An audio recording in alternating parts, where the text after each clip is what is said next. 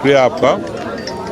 देखिए 2025 में बदलाव होना तय है। वजह है कि अब 20 साल हो गया और चाहे शिक्षा के क्षेत्र में देख लीजिए या हेल्थ के क्षेत्र में देख लीजिए या इंडस्ट्रीज के क्षेत्र में देख लीजिए, प्लान के क्षेत्र में देखिए, हर जगह गिरावट हो रही है।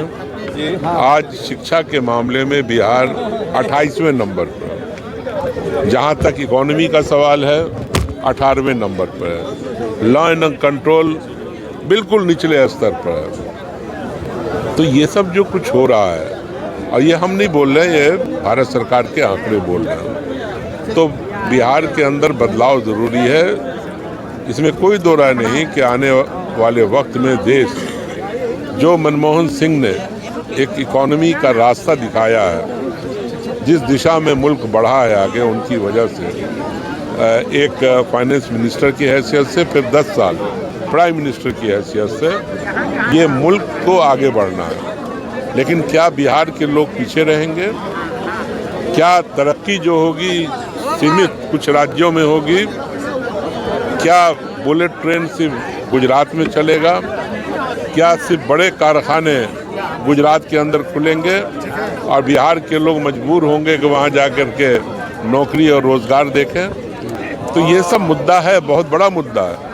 आज के बजट को देखिए, किस तरह से उपेक्षा की गई है बिहार की, और मिथिला की साड़ी पहन लेने से बिहार के विकास के लिए तो कुछ नहीं आपने बजट में रखा। 3 चीज़ें अनाउंस हुई। एक कहा गया है कि मखाना बोर्ड बनेगा, तो कहीं पे मखाना का एक ऑफिस खुल जाएगा। सरकार उसमें क्या करेगी बताइए मुझे आप? मखाना उगाने में ये तो किसान उगा रहा है और अच्छी खेती के लिए कोई बड़ा काम नहीं कर रही है, कुछ भी नहीं। मखाना बोर्ड बनाने से क्या मिलेगा बिहार को? और चलो एक ऑफिस खुल भी गया तो उसमें बेरोजगारी थोड़ी दूर होने वाली है उस ऑफिस से। नंबर टू दूसरे चीज का ऐलान किया कि आईआईटी में सीट बढ़ाएंगे। यूपीए 1 में जब हम लोग मिनिस्टर भी थे और मनमोहन सिंह के वक्त में आईआईटी आया बिहार को, अब उसमें सीट बढ़ाएंगे या हॉस्टल बनाएंगे? ये कोई काम हुआ? बिहार को जो 3 चीज दी गई है और कहा है कि कोसी वेस्ट कनाल में पैसा देंगे, लेकिन कितना देंगे? 500 रुपया देंगे, 5000 देंगे, 5 लाख देंगे। ये तो एक जमाने से वो प्रोजेक्ट चल रहा है। क्या आप कहीं उस पे डैम बनाने वाले हैं? कोसी के ऊपर बैराज बनाने वाले हैं? अगर डैम बना रहे हैं तो नेपाल से आपका समझौता हुआ या नहीं हुआ? तो कनाल जो बनाओगे तो उसको पानी भी चाहिए, तो पानी रुकेगा कैसे बताइए ना? पटवन जो होगा तो उसको रोकने, पानी रोकने का भी तो व्यवस्था होना चाहिए।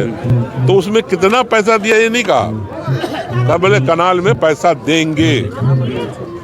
बजट में कोई अनाउंसमेंट नहीं कितना देंगे। तो क्या इससे बिहार का ये 3 चीज दिया बिहार को। एक जमाने से ये मांग रहे हैं, जब वो नाराज होते हैं दिल्ली से तो कहते हैं कि हमें स्पेशल राज्य का दर्जा दो, और जब सरकार में घुस जाते हैं तो भूल जाते हैं स्पेशल राज्य का दर्जा। यही बोर्ड मखाना बोर्ड आईआईटी में सीट बढ़ जाएगी और वेस्ट कनाल को पानी मिलेगा।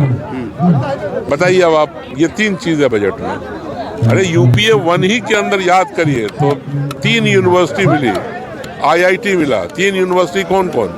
जो आज मोतिहारी में खुला है, गया में खुला, ये यूपीए 1 की देन है। आप याद करिए जो इंटरनेशनल सेंट्रल यूनिवर्सिटी बनी नालंदा में, वो भी भारत सरकार यूपीए 1 की दी हुई है। आईआईटी, आप आ जाइए अलीगढ़ मुस्लिम यूनिवर्सिटी का कैंपस, मानू का कैंपस, सीबीएसई का हेडक्वार्टर पटना, एनआईएस का सेंटर पटना, 400 कस्तूरबा गांधी आवासीय विद्यालय, ये सब हमारे वक्त में हुआ। लेकिन आज ये मामूली चीज पे खुश होते हैं, कुछ नहीं। मतलब यही बिहार की तकदीर हो गई है। आज जब वो अमेरिका जा रहे थे तब उनको हुआ कि कहीं मेरी खिंचाई ना हो कहीं यूरोप में और अमेरिका में। और मेरा अपना ख्याल है कि उस डर से मणिपुर के चीफ मिनिस्टर को बदला इन्होंने, और कोई वजह नहीं थी।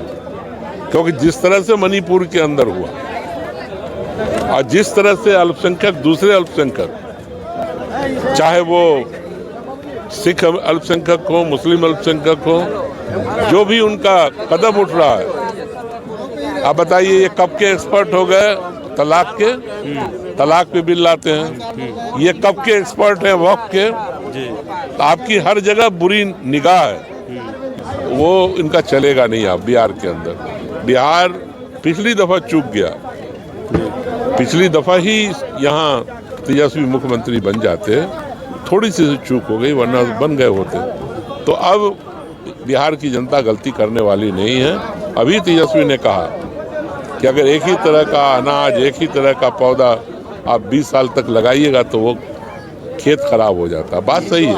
एक ही तरह की सरकार आप चला रहे हैं 20 साल से, कोई डायरेक्शन नहीं। मतलब आप देख लो, आप एजुकेशन में पिछड़े हुए हो, और बिहार के लिए एजुकेशन सबसे बड़ी चीज़ है, क्योंकि हमारे पास अभी इंडस्ट्री नहीं है। तो education is the biggest part for our development, और उसके जरिए हम लोग आगे बढ़ सकते हैं। जिस नेता को वक़्फ़ के वाव की जानकारी नहीं है, वो वक़्फ़ में संशोधन की बात करते हैं। उसके बाप की प्रॉपर्टी है क्या? वक़्फ़ में डोनेट किसने किया? वक़्फ़ किसने किया प्रॉपर्टी?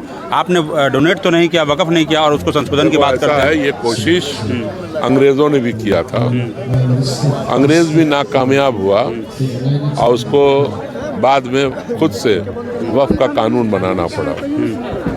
आपको नहीं मालूम होगा कि जामा मस्जिद भी वक़्फ़ था, शाहजहां ने वक़्फ़ किया था, उसको भी लाल किला के साथ अंग्रेज़ों ने कब्जा कर लिया था। और कब्जा ही नहीं किया, उसमें घोड़े बांधते थे। बाद में उसको बेच दिया, कोई गुप्ता जी थे, उनको परचेज किया, फिर उससे एक कुरैशी साहब ने परचेज किया, और फिर उसकी चाबी इमाम बुखारी के पास आई। मैं बात सुन लीजिए ना, जवाब प्लीज समझिए उसको।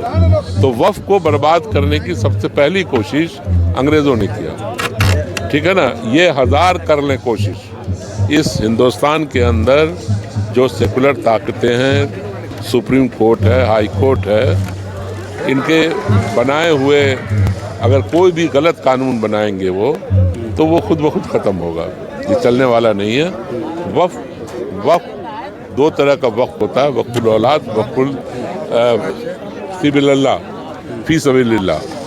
दोनों ही एक मकसद के लिए किया जाता है, और वो पर्सनल प्रॉपर्टी होती है, वो सरकारी प्रॉपर्टी नहीं होती है। जी। तो हमारा विल, या तो इनका बड़ा खेल है, ये जितने भी ट्रस्ट है, सोसाइटी है जो चल रही है, उसमें मंदिर भी आता है, उसमें गुरुद्वारा भी है, चर्च भी है, उसकी तरफ निगाह हो सकती है उनकी। इदारे हैं, बहुत सारे इंस्टीट्यूशंस हैं, उनकी निगाह उधर भी हो सकती है।